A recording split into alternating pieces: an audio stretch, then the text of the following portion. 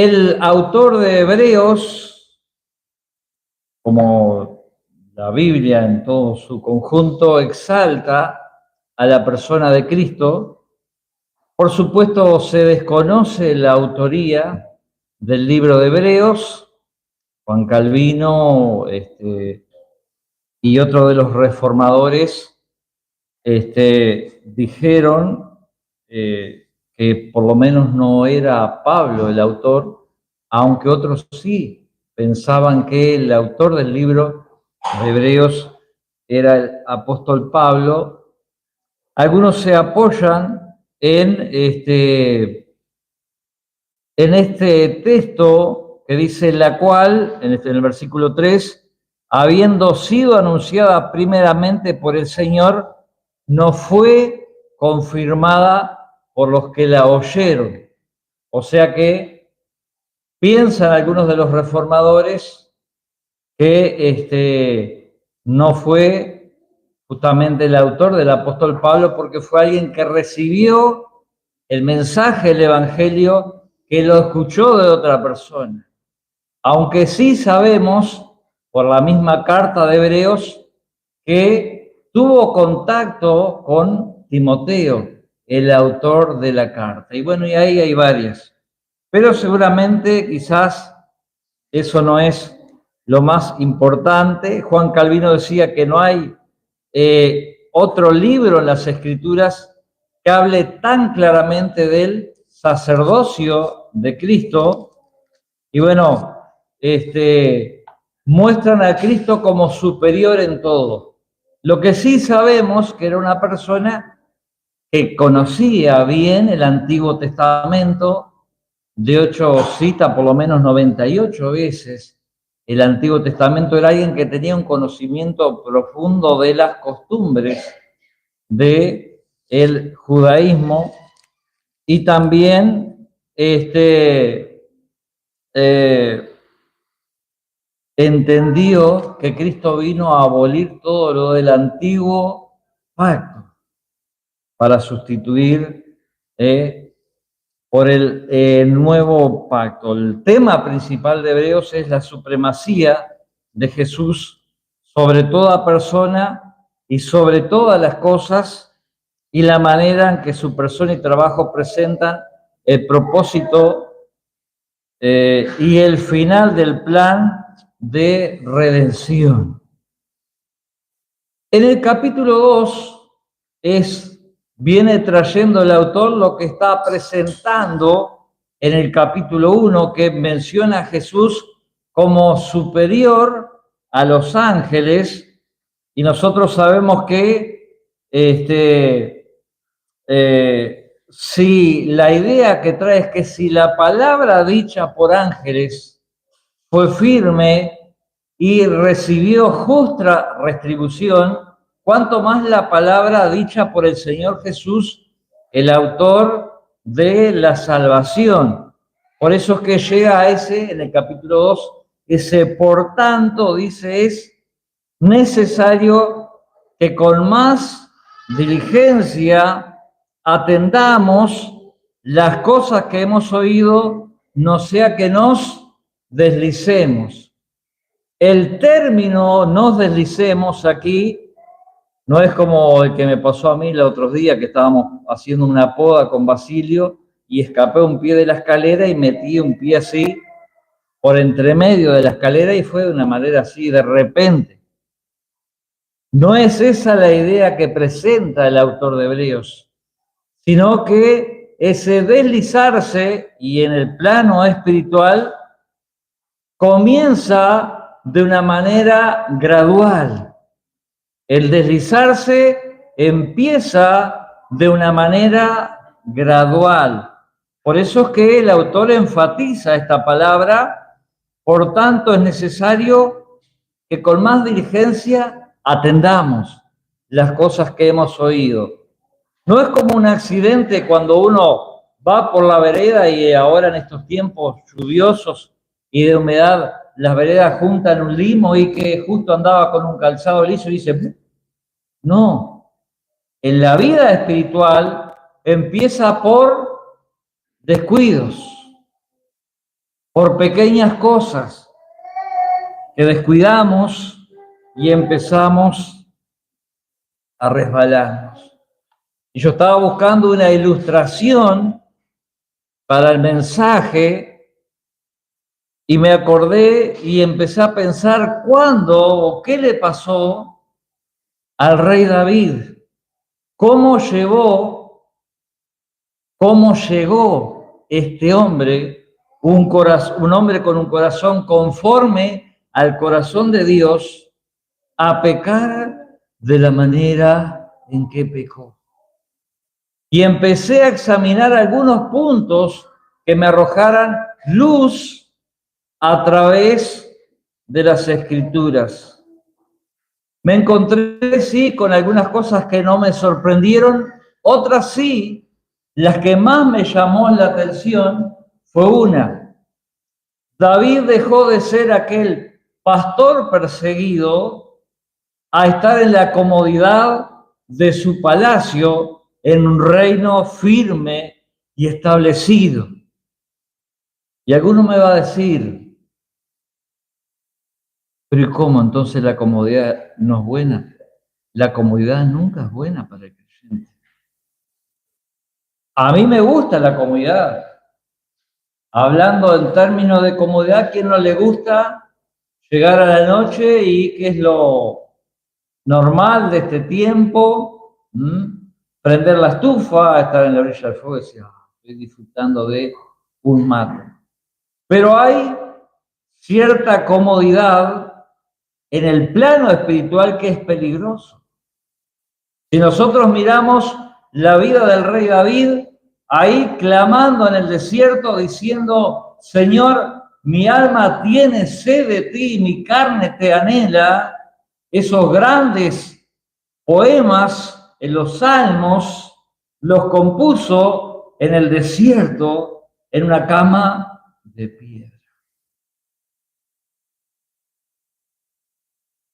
Cuando vienen las dificultades a nuestras vidas, nos sacan de nuestro confort y oramos y clamamos más a Dios.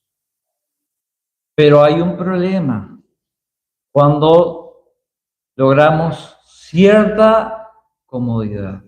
¿Por qué? Porque dejamos de clamar a Dios con frecuencia, porque dejamos de orar. Lamentablemente somos tan duros que Dios nos tiene que traer de una prueba a otra, a veces de una aflicción a otra. No debería ser así, pero muchas veces cuando estamos en comodidad, no clamamos, no buscamos a Dios, lamentablemente. Pero estuve mirando algunas cosas de qué llevó a David a pecar. Es interesante que el hecho de que Israel hubiera pedido reino nos debería sorprender porque en Deuteronomio ya Dios había dejado establecido las normas para un rey, que Dios ya sabía en su soberanía que iban a llegar a ese punto. Deuteronomio 17:17, Dios había advertido que el rey no debía multiplicar mujeres para que su corazón no se desviara. Segundo de Samuel 5:13 dice, tomó David más concubinas y mujeres en Jerusalén. Esto era una señal de que empezaba a actuar más como los reyes de las naciones, de las demás naciones, que como un rey sometido plenamente a Dios. Ahí podemos detenernos en ese punto clave y decir, bueno, ¿y en qué puedo aplicarlo esto a mi vida? Bueno, cuando yo me pongo a actuar más como la gente sin Dios, como la gente que no tiene a Cristo, y ahí estoy en un problema, estoy resbalándome lentamente. El orgullo en el poder, la comodidad. David pasó de ser el pastor perseguido y dependiente de Dios a un rey consolidado, victorioso. Y ahí lo que mencioné antes, me adelanté, el peligro de la comodidad aparece. Segundo de Samuel 11:1 dice algo muy importante. Aconteció en el año que al año siguiente, en el tiempo que salen los reyes a la guerra, David se quedó en Jerusalén. Ahí vemos. Muchos ven aquí un detalle decisivo. Los reyes iban a la batalla y David se quedó descansando. Quizás menor consulta a Dios. Otras veces decía, subiré, debo atacar, ¿qué quieres que haga?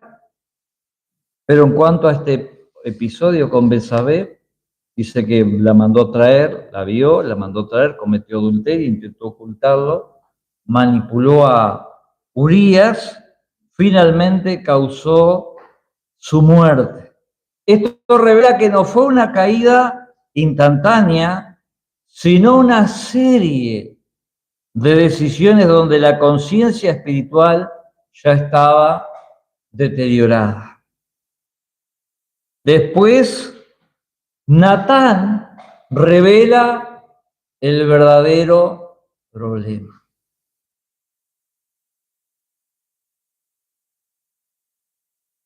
Cuando Natán confronta a David, Natán le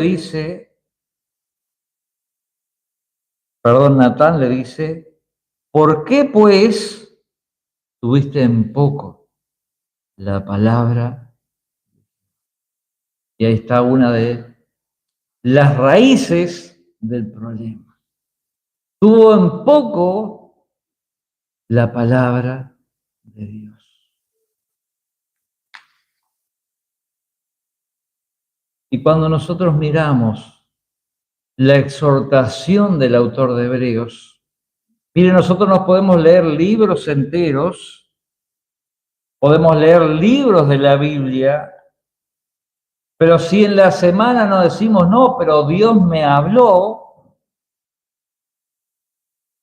si no hay una inquietud en mi corazón para saber si honestamente estoy haciendo lo que Dios quiere, si estoy haciendo la voluntad de Dios, si no hay una inquietud, una sed de desear oír la voz de Dios, debo tener cuidado. Debo tener cuidado. Recordar cuando en tiempos de Elías había pecado en el sacerdocio, ¿qué pasaba? La palabra de Dios escaseaba en aquellos días. Debemos tener cuidado que no sea que no estemos escuchando realmente o estemos menospreciando voluntariamente o teniendo en poco la palabra de Dios. En otras palabras, sabemos lo que tenemos que hacer, pero decidimos voluntariamente hacer lo contrario. Eso es lo que nos pasa. Yo sé, por nuestra naturaleza, reaccionamos así. Sabemos lo que tenemos que hacer, pero no hacemos lo que Dios dice que hagamos. Debemos de tener cuidado. Dice el autor de Hebreos, volviendo al texto, por tanto es necesario que con más diligencia atendamos las cosas que hemos oído, no sea que nos deslicemos. En palabras del apóstol Pablo, esto sería a los filipenses: ocupaos de vuestra salvación con temor y temblor. Cuidado, cuidado con los pasos que vamos dando, cuidado con sentirnos cómodos.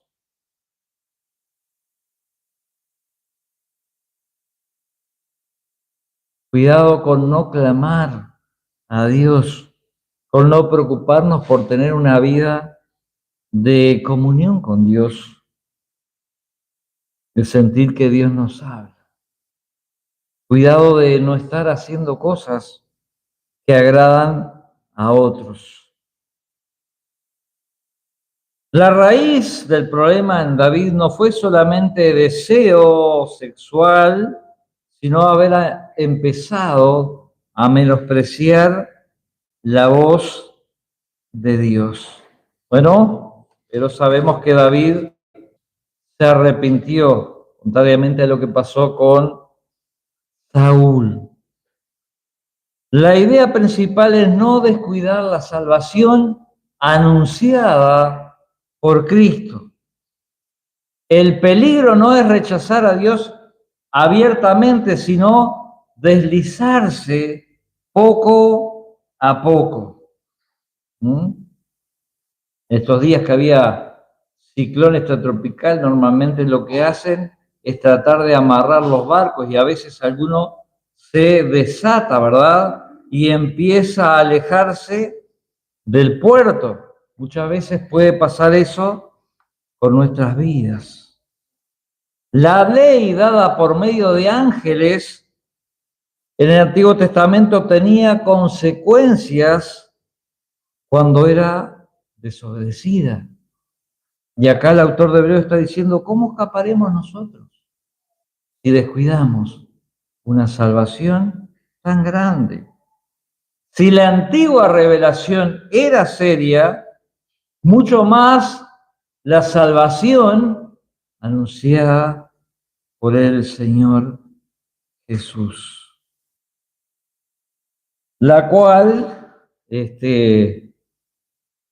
porque si la palabra dicha por medio de los ángeles fue firme y toda transgresión recibió justa retribución, ¿cómo escaparemos nosotros si descuidamos una salvación tan grande?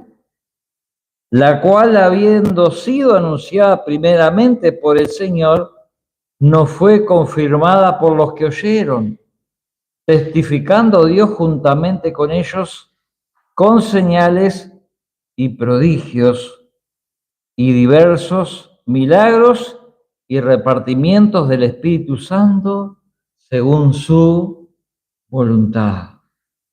Fue anunciada primeramente por el Señor la salvación, confirmada por los que lo oyeron, testificando Dios juntamente con ellos con señales, prodigios y milagros, dice el pasaje.